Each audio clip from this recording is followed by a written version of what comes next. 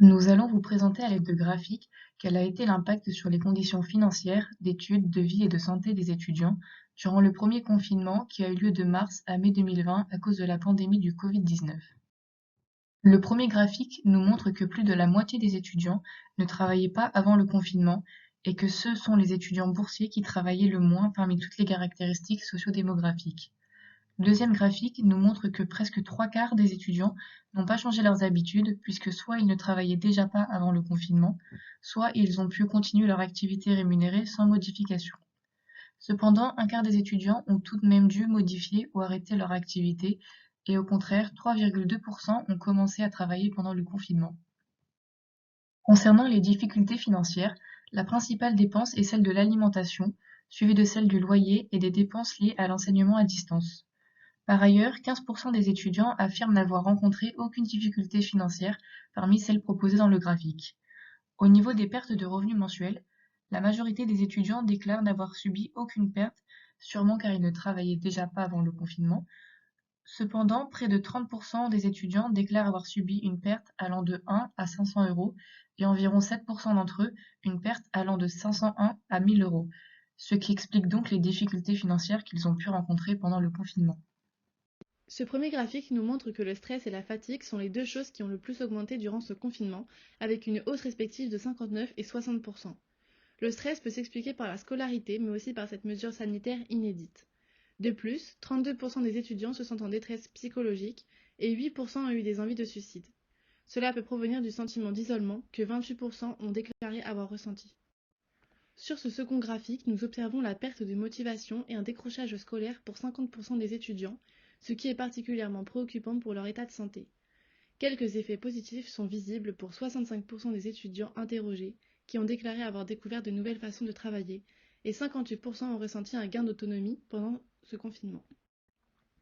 L'augmentation du stress chez les étudiants apparaît également dans ce troisième graphique, car il me paraissait important de montrer les effets qu'il peut avoir aussi bien sur la santé mentale que physique. À cela se rajoutent les 19% des étudiants qui déclarent ne pas manger de façon satisfaisante. Nous observons aussi une augmentation de 11% de la consommation d'alcool et de 27% de la consommation de drogue. Ces facteurs sont les plus importants du graphique selon moi, car ils sont tous deux addictifs et auront ainsi des impacts bien après la fin du confinement. 31% des étudiants interrogés déclarent n'avoir eu aucun cours ou réunion de travail en visioconférence. Cela s'explique notamment par la diversité des réponses données par les établissements de l'enseignement supérieur pour contrebalancer avec l'absence des cours en présentiel. Seulement 31,3% des étudiants en école de commerce ont eu des cours ou des réunions en visioconférence, contre 77% en université ou 94% en CPGE. D'autant plus que la majorité des étudiants sont bien équipés. 92% possèdent leur propre ordinateur, 63% une bonne connexion Internet.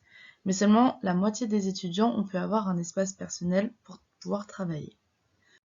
Grâce au graphique, nous pouvons voir que les CPGE ont généralement eu de nombreux échanges, que ce soit avec les enseignants ou les étudiants, ainsi que des ressources mises à leur disposition pour pouvoir travailler malgré la distance. Malheureusement, les documents ou supports de cours mis à disposition des étudiants en université ou en école sont plus de 20 points de pourcentage inférieurs aux étudiants en CPGE. Grâce au second graphique, nous pouvons voir que les aides mises en place par les établissements ne sont pas suffisantes. En effet, plus de 50% des étudiants ont fait part de leur manque d'organisation personnelle ou de leur temps. Suite à cela, le manque de contact social pendant le confinement a été très important et s'est fait ressentir chez les étudiants, soit 38,7%. Le travail à distance est d'autant plus compliqué lorsque les étudiants manquent de calme pour travailler. 23% ont fait face à cette difficulté.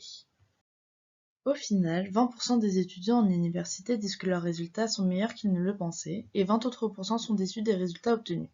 En école de commerce, 34% des étudiants s'attendaient à avoir les résultats. Les étudiants en école d'ingénieur sont quant à eux 14,7% à obtenir des résultats moins bons qu'ils l'avaient imaginé. Tout a été modifié par ce confinement et les étudiants ont été directement touchés par cette pandémie, au niveau économique, au niveau de leur santé ou encore au niveau de leurs études. Mais depuis mars 2020, s'en sont-ils vraiment sortis ?